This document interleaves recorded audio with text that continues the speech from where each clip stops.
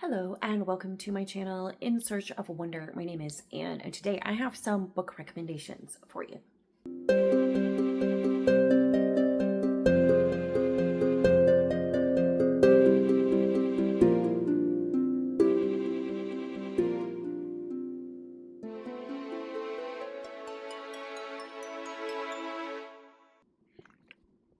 Of course, I always have book recommendations for you. Today, specifically, I have book recommendations for my April prompt in my Reading the Classics challenge. And the prompt comes from the phrase, of the people, by the people, for the people. And the idea is to read a book about actual people, like a biography or a memoir. And of course, it has to be classic, which for the purposes of this readathon means it was published 50 years ago or before 1976. So I do have some recommendations for you today, as well as a couple of books that I'm looking at possibly reading in the month of April and putting on my TBR. These books I'm going to recommend to you today are all American classics. So that is the next level in my readathon. If you want to read books by American authors or American classics, that's an extra added challenge. You don't have to, but if you want to, you can. So I do have 5 suggestions for you of American classic memoirs or biographies. And I tried to come up with some fresh recommendations because honestly, the first few months of this reading challenge, I have mentioned books that could also fit for this prompt. Last month, I mentioned David Brainerd's Diaries and the biography of Jim Elliot by Elizabeth Elliot. And I feel like there was 1 or 2 others that I mentioned that could possibly work as well in my prompts or my suggestions for the other prompts for 2026 so far. So I came up with some fresh recommendations for you that I have not mentioned before, but any of those other recommendations would work for this month as well. So your choice, of course. To begin with, I'll start with one that I don't have a physical copy of, and that is Louisa May Alcott's Letters, Journal Entries, and biography, I think. I can't remember the full title. I'll put the full title. The author's name is, I believe, Edna Chaney. Again, I'll put all of the information in the description box. But I read it digitally a couple of years ago, and it is selections from Louisa May Alcott's letters and journal and diary entries, as it suggests, interspersed with biographical information. And it was written in the early 1900s. And Edna Chaney, the woman who wrote it, she actually had some information directly from people who had known Louisa May Alcott and were living at the time that she wrote the book. So it's more like firsthand information in some ways. I found it very interesting. I enjoyed it. The format was a little bit awkward with the way that it interspersed letters and diary entries with narration by the author, Edna Chaney. I didn't find it organized super great, but it was still interesting and it was a quick read. If you don't want to read just a whole entire book, a whole volume of just Alcott's letters and journal entries, if that seems like a little too much for you, this was nice because it was just excerpts and snippets and not all her journal entries or all of her letters. So it was a kind of just introduction too. So I found it enjoyable. It was interesting, gave me a little bit more insight into Louisa May Alcott as a person, and I can recommend that one for you. Along those lines, I have Hospital Sketches by Louisa May Alcott. So Louisa May Alcott wrote this book when she served for a brief time as a nurse in the Civil War near Washington, D.C., near where I live, actually. And she kind of fictionalized it a little bit. She changed her name in the story. It is written from the first person as a memoir, but she changed her name and she changed the names of some of the people that she interacted with. I guess it's not 100% absolutely factual in some elements, but it is drawn entirely from her experience as a Civil War nurse. And it's factual enough that it is essentially like a memoir of her time there. And it's an accurate description of the experience of a Civil War nurse in that time. and, well, in the Civil War, obviously. The subtitle is An Army Nurse's True Account of Her Experiences During the Civil War. Even just the first chapter where she's detailing her travel to the hospital where she was going to work was just so interesting and honestly funny, because she has a great sense of humor in the telling of her story. And it was very interesting to see how the travel was at that time and her observations about her journey. And then the patients that she met and her experiences there. Unfortunately, her career as an Army nurse was cut short because she herself got very sick and almost died. And truthfully, she never fully recovered from that illness. So her story doesn't end very happily, but it is an interesting account of being a Civil War nurse. I recommend that one as well. And it is a short read. So if you have a lot going on in April and you just want a short read for this prompt, that's an excellent recommendation.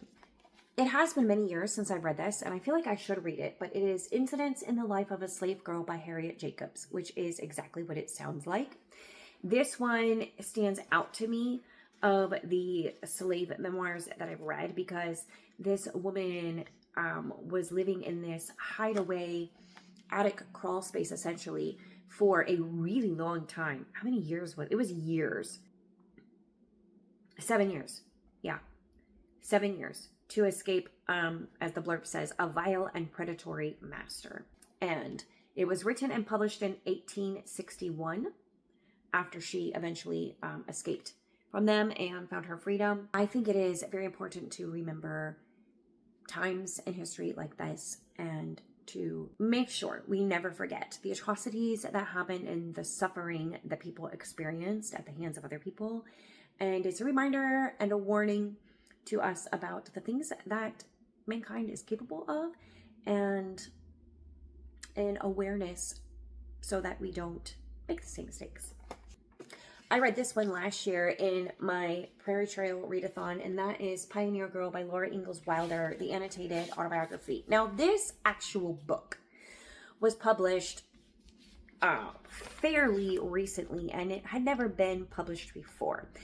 But I think it qualifies because Laura Ingalls Wilder herself wrote it. Yes, published in 2014, so a little over 10 years ago. But Laura Ingalls Wilder herself wrote the text in the early 1900s, and it just had not been published. The text that she wrote back then ended up being considerably reworked and rewritten and becoming the Laura Ingalls Wilder Little House on the Prairie series that we are all so familiar with. This is the precursor to that, if you will. And this is more factual and biographical than those books are.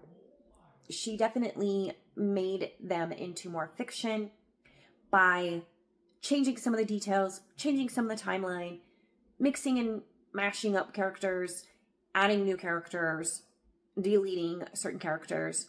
So the series, the Little House on the Prairie series, is based on fact, and has a lot of fact in it, has a lot of actual incidents that happen, but it's not factual, it's not autobiographical in that sense. Pioneer Girl is autobiographical and is her true, it's her memoirs, it's her recollection of her life growing up, living on the prairie, and the things that she experienced as a pioneer girl. And there are so many excellent annotations in here and additional information and pictures. I really love it. So even though it was published in 2014, the actual text of the body of the memoir is Laura Ingalls Wilder's own memoir from over 100 years ago, and definitely worth reading and enjoyable, particularly if you are a fan of the Little House on the Prairie series. And then this next one, I just picked up somewhere, I think at a used bookstore or a thrift store or something, and it just sounded interesting to me because you know I love biographical novels. And this one is more biographical than novel. It's very factual, but it is also very readable. And I just love that sort of biography. And I just picked it up somewhere years and years ago, and I read it years ago. And I did not know at the time that I read it how controversial Alexander Graham Bell and his methods were in training deaf people to speak. But it is the story of Alexander Graham Bell and his wife, Mabel Hubbard, and how she learned to speak. She had scarlet fever when she was very young, and it made her deaf. And her parents wanted her to thrive in the real world. And so they didn't want her to be dependent on sign language, and they wanted her to be able to interact with the hearing world without a handicap. And so they wanted her to be able to read lips and speak.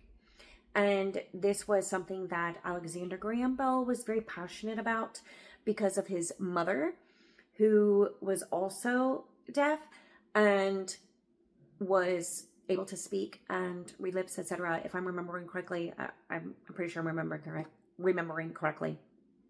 That's how it went. Anyway, Alexander Graham Bell and Mabel Hubbard ended up getting married and having a very long life together until he passed away. Anyway, Alexander Graham Bell also was famous for his inventions, of course, the telephone, etc. And so it's also a little bit about that as well. Very interesting person. I see if I can find, there was such a funny scene in here that made me laugh out loud when I read it. So hold on a second. Okay, so I found what I was thinking about, the section. So apparently Alexander Graham Bell made friends with some Mohawks who lived in a reservation near him at some point. And it says the Indians paid him the rare compliment of adopting him into their tribe, even making him an honorary chief. Alec chuckled about it in his diary. August 13th. Anwanonsashan, Chief Johnson, took me into his private room and dressed me up in full Indian costume.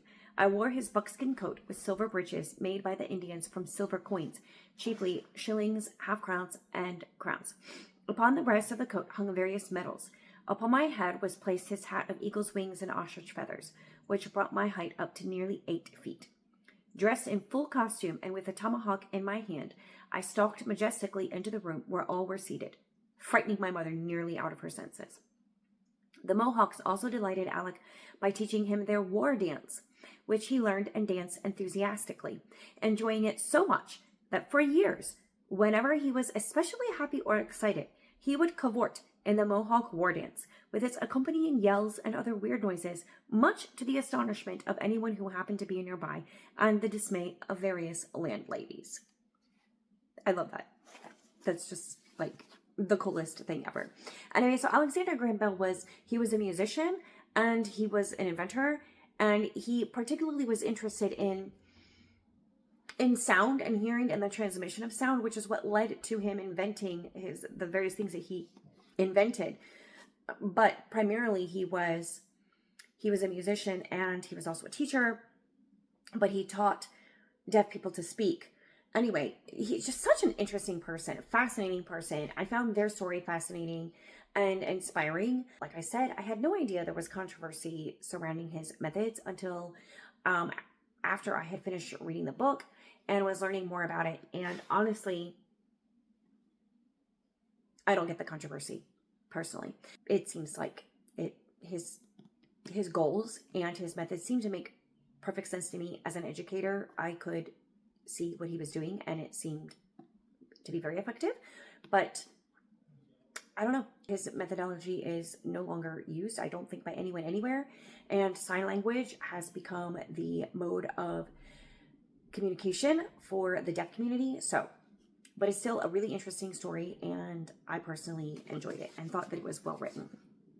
It's written by Helen Elmira Waite and is an authorized biography. So those are my recommendations of books that I have read that would fit for this prompt. And now I'm going to show a couple books that I have on my shelf that I am considering, one or the other or both, for the prompt myself. One of them has shown up on my TBR before, so I really need to get to it, but I may hold off on this one for August when I do my Prairie Trail Readathon. And that is Laura by Donald Zuckert, which is actually a biography of Laura Ingalls Wilder. Not a memoir or an autobiography, but a biography about her, which I think could be very interesting because some of her memories are inconsistent with facts that we know. And because, memories can be faulty things. So it would be interesting to read actually a detailed biography with information. I think this is one of the best ones out there. And it was published in 1976. So it just makes it in terms of being a classic. I bought this when I was in South Dakota, in the town where the Wilders lived. Nope, the Ingalls, where the Ingalls lived. Well, the Wilders did too, actually. In De Smet, South Dakota. I bought this there at the gift shop. And so I do want to read it. I just haven't yet.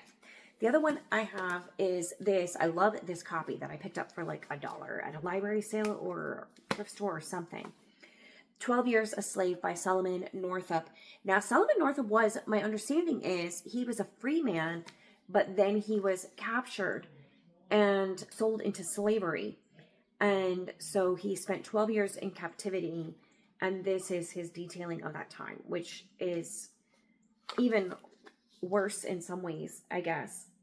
It seems like anyway, than being born into slavery, but to be free and then to be sold into slavery is just, seems really heartbreaking. So anyway, I really do want to read this one, and it's not super long. So this one I think for sure is going to make it on my April TBR for this prompt. And Laura is going to be one kind of like if I get to it, although I do want to read it. So those are my recommendations of ones that I've read and also some that I'm looking into reading for myself. Let me know in the comments if you have any other suggestions or recommendations for people to read of biographies or memoirs that you've really enjoyed that were published before 1976. Whether or not they were written by American authors doesn't really matter. Just make your suggestions and recommendations in the comments below and let me know what you are thinking of reading for the April prompt for this readathon. And I will chat with you there in the comments, and I will see you next time.